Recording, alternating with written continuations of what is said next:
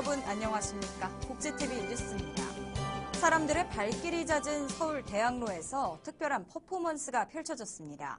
장애인의 이동권 보장을 촉구하기 위한 자리였는데요. 자세한 소식 김지환 기자가 취재했습니다.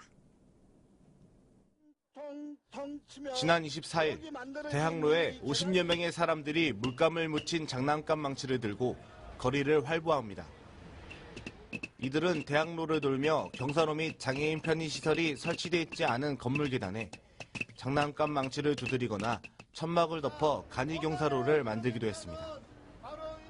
대학로 건물을 접근할 때 경사로 및 장애인 편의시설이 설치되어 있지 않은 것에 대해 불만을 표출하며 노들장애인 야학과 한의계 진료 모임 길벗이 선보인 퍼포먼스입니다. 계단의 많은 틈 때문에 실제로 이용하지 못하고 있습니다. 이렇게 법적으로 이렇게 규정되어 있음에도 불구하고 그것이 강제력이 없어서 제대로 실행되지 않는 그런 현실들을 좀 이야기하고, 이날 한 참가자는 작은 계단의 턱 하나가 장애인들의 앞을 가로막고 있다며 오늘의 퍼포먼스를 통해 대학로에 장애인들이 편하게 다닐 수 있는 경사로와 편의시설을 설치해달라고 호소했습니다. 한편 이날 노들장애인 야학과 길벗은 기자회견과 퍼포먼스를 마친 뒤 오후 3시부터 대학로 마로니에 공원에서 문화재 공연을 펼쳤습니다. 복지TV 뉴스 김지환입니다. 서울시가 저소득 장애인을 위한 무료 집수리에 나섰습니다. 장애인들의 삶이 크게 향상될 수 있는 계기가 마련됐다고 합니다. 박정인 기자입니다. 서울 성동구의 한 가정. 이 가정에는 부모님과 형, 지적장애 아동 이렇게 일가족 4명이 함께 살고 있습니다. 얼마 전까지 집에는 미끄러워 보이는 화장실 바닥과 넘어지기 쉬운 턱이 있었습니다. 자칫 장애 아동이 화장실을 이용하다 넘어져 다치기 쉬운 구조였습니다. 그러나 서울시가 최근 저소득 장애인을 위한 무료 집수리 사업을 통해서 이 집을 새롭게 고쳤습니다. 그 전에는 턱이 있어서 집에 손님이 와도 항상 그 턱에 넘어지고, 애가 화장실을 가더라도 이렇게 발에 걸려서 이마에 상처도 이렇게 나고 그랬었는데, 지금은 환경 자체가 너무 깨끗해지고 또 따뜻하고, 그리고 애들한테도 자신감이 생기니까 너무 좋고요. 서울시는 올해도 장애 등급 1에서 4급인 기초생활수급자 또는 차상위 계층인 장애인 가구 중 거주지 관할 동주민센터로 다음 달 27일까지 방문해 신청하면 된다고 밝혔습니다. 특히 서울시는 이번 집수리 과정에서 장애 유형별로 생활 패턴을 고려해 집 내부와 바깥 환경을 개조함에 따라 실생활의 불편함을 최소화하고 있습니다. 이처럼 서울시는 장애 유형별 맞춤형 집수리를 진행하고 있습니다. 대부분 일반인들에게 맞춰진 구조 때문에 장애인분들이 주택 내 또는 주택 외로 이동하실 때 굉장히 불편사항이 많으십니다. 그러한 불편함을 해소하고 주택 내 안전성과 편리성을 더해줘서 삶의 질 향상에 기여하기 위하여 사업을 계속 이어나가고 있습니다. 한편 집수리 후 시공상의 문제 등으로 만족하지 못하는 경우엔 수리 후 1년 이내 무상으로 AS를 받을 수 있습니다. 서울시는 올해 시 예산으로 100가구, 사회복지법인 따뜻한 동행에서 10가구 등 총 110가구를 대상으로 무료로 집수리 사업을 진행할 예정입니다. 복지TV 뉴스 박정인입니다. 경기도 사회복지 발전을 위해 힘써온 이들이 한자리에 모였습니다. 경기도 사회복지 신년 인사회가 열렸는데요. 정두리 기자입니다. 2015 경기도 사회복지 신년인사회가 지난 24일 열렸습니다.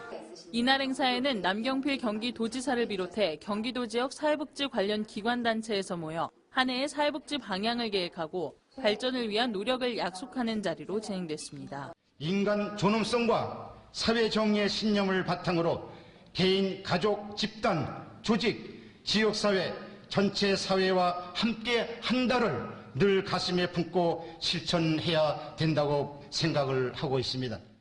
특히 이 자리에서는 경기도 사회복지협의회 창립 30주년을 맞아 기념사업으로 진행된 30년사 책자를 공개하고 원로 사회복지사들에게 전달하는 봉정식이 함께 열렸습니다. 사회복지를 직업으로 생각하지 않고 내가 이것이 천직으로 내가 해야만이 되는 일이라고 생각을 하면서 한다면은 좀 더 같은 목적으로 가지만은 뭔가 다른 그런 희망이 또 있지 않을까 그렇게 생각해요.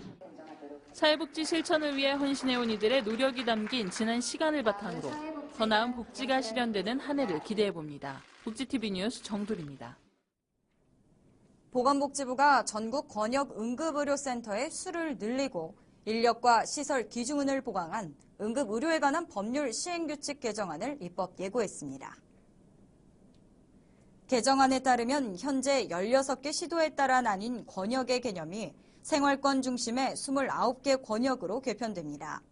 이에 따라 인구수와 도달 시간 등을 고려해 권역응급의료센터를 현행 20개에서 41개까지 확대 지정한다는 계획입니다.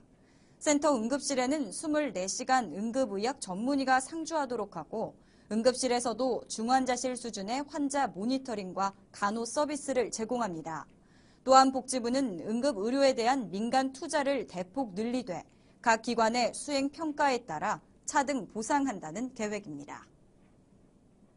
우리나라가 각종 복지 정책 확대로 인한 지출이 늘면서 2033년에는 국채 발행으로도 빚을 감당할 수 없는 국가 파산 사태가 올 수 있다는 전망이 나왔습니다. 국회 예산정책처는 2014년부터 2060년 사이 정부의 총 지출 연평균은 4.6% 증가하는데 총 수입은 3.6% 증가해 늘어나는 지출을 감당하기 어려워진다고 밝혔습니다. 파산 이유에 대해서는 기초연금 등 각종 복지 분야에서 의무적으로 지출해야 하는 복지 비용이 늘어나는 데 반면 고령화 등의 이유로 세수는 갈수록 줄어들기 때문이라고 밝혔습니다. 경기도는 무한돌봄 사업을 실시하고 있는데요. 올해는 지원 문턱을 낮추고 지원 액수는 높여 한층 강화된 지원을 하겠다는 계획입니다. 정유림 기자입니다. 경기도가 올해 무한 돌봄 사업을 확대 실시한다고 밝혔습니다. 먼저 지원 대상 선정 기준이 낮아집니다. 월 소득 기준은 최저생계비 170%에서 200% 이하, 금융재산은 300만 원에서 500만 원 이하로 확대됩니다. 4인 가구의 경우 기존엔 월 소득 277만 2천 원 이하여야 했지만 올해부턴 336만 6천 원까지도 지원 대상에 포함됩니다. 이와 함께 생계비 지원액은 전년 대비 16% 오르고 교육비와 연료비도 현실화합니다. 위기가정에 고등학생 이하의 학생이 포함된 경우 통학이나 학습 재료비로 최대 40만 8천 원의 교육비가 지급됩니다. 또 연체됐을 때만 지원되던 월동 난방비가 이젠 연체되지 않아도 10월부터 3월까지는 매달 9만 원씩 추가 지급됩니다. 이 밖에 통상 10에서 20%에 달하던 의료비 본인 부담금도 폐지했습니다. 금년도에는 지난 송파 세모녀 사건 같은 유사한 사건이 일어나지 않도록 긴급복지지원법과 무한돌봄 사업을 확장해가지고 복지 그늘이 없어지도록 최선의 노력을 다할 것입니다. 뿐만 아니라 시군 무한돌봄 예산의 20% 이내로만 지원할 수 있었던 상한선을 폐지하고 시장 군수의 재량권을 강화해 지원의 실효성은 한층 더 높아질 것으로 보입니다.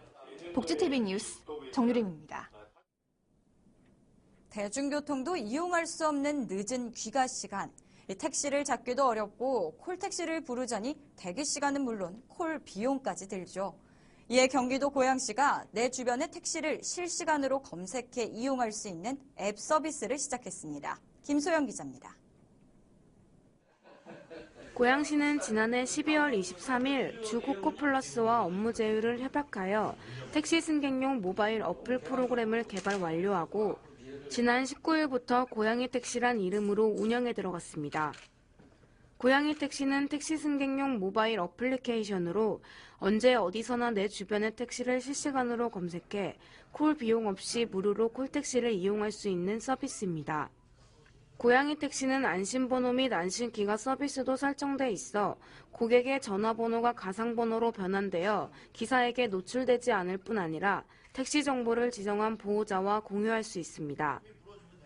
또한 원하는 택시를 골라 타는 지정 호출 서비스와 배차된 택시의 실시간 위치 추적도 할 수 있습니다. 또 국내 유일의 기사 실명제가 적용돼 탑승할 택시의 기사 정보 확인도 가능합니다. 평상시 야근이 잦아 택시 이용이 많은데 길거리에 나와서 택시를 잡지 않아도 어플을 통해서 택시를 부를 수 있는 게 가장 좋은 것 같아요. 밤 늦게 이제 집에 들어가면 부모님께서 걱정 많이 하셨는데 문자도 이제 자동으로 이제 발송이 되니까 걱정을 더셨고요. 안심번호 서비스로 실제로 제 번호가 기사님께 노출되지 않아서 그게 가장 큰 장점인 것 같아요. 고양이 택시 어플의 택시 이용은 현재 1000여 명의 기사가 이미 설치 운영 중이며 소관부처의 승인에 따라 추후 관내 택시의 50% 이상 해당 서비스를 제공할 예정입니다. 복지TV 뉴스 김소연입니다.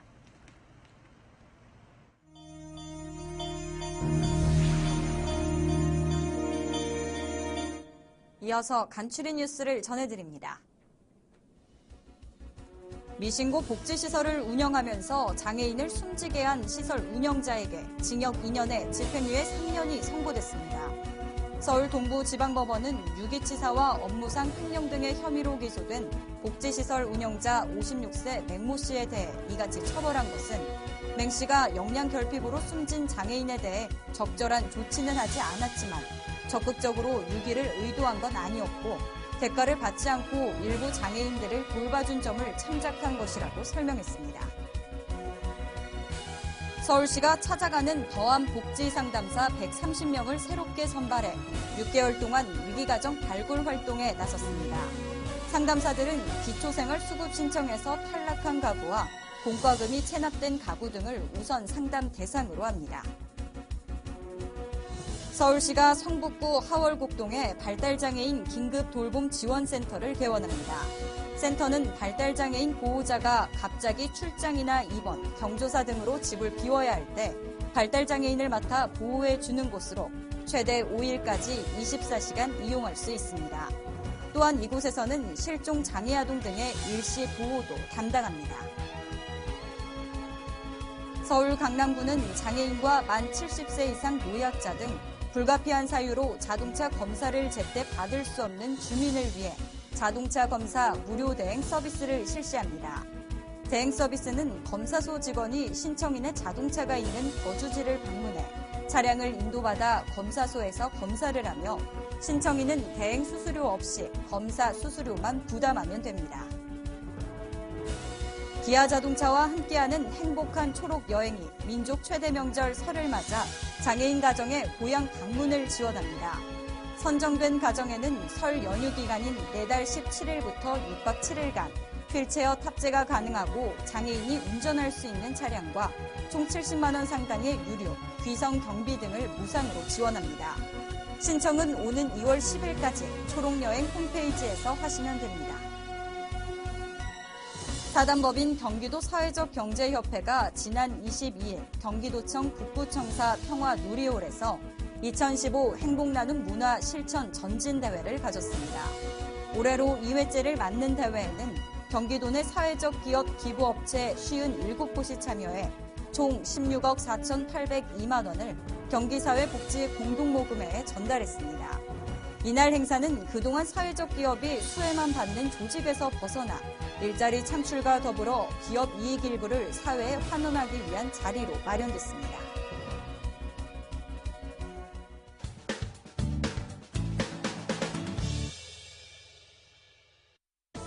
한 주간의 사회복지 행사를 한눈에 알려드리는 시간, 복지 게시판입니다. 사회적 기업 휴브에서 지역 아동센터 스포츠 클럽인 오렌지 클럽에 V코치를 모집합니다. V코치는 오는 2월부터 7개월간 지역 아동센터의 아동들이 신체적, 정신적으로 건강한 삶을 살 수 있도록 스포츠가 가진 다양한 가치를 나누게 되는데요. 자세한 사항은 사회적 기업 휴브로 문의하시길 바랍니다. 삼성화재에서 저소득 가정 어린이에게 학습 지도를 해주실 대학생 멘토를 모집합니다. 서울 소재 대학교 1학년 이상의 학력이면 누구나 지원 가능하며 활동 기간 중 매주 2회 종합사회복지관에 방문해 학습 지도를 해야 합니다. 자세한 사항은 삼성화재 꿈터 공부방으로 문의하시길 바랍니다. 지금까지 복지 게시판이었습니다. 이야기가 있는 시간, 오늘의 영상 함께 보시죠. 리어카 한가득 실린 폐지의 가격은 10,000원 남짓. 최근 반토막 나버린 폐지 가격에 할머니의 손수레가 더욱 무거워 보입니다. 우리나라 폐지 줍는 노인 인구가 180만 명에 이른다고 합니다. 이 마땅한 일자리는 없고 또 생계를 꾸려나가기 위해 폐지 줍기를 시작했지만 한 달에 5만 원 벌기도 힘든 상황인데요. 사고 위험에도 무방비하게 노출돼 있습니다. 급속하게 늘어나는 노인 인구, 이들의 안정적이고 안전한 일자리 마련이 시급합니다. 복지TV 뉴스를 마칩니다. 시청해주신 여러분 고맙습니다.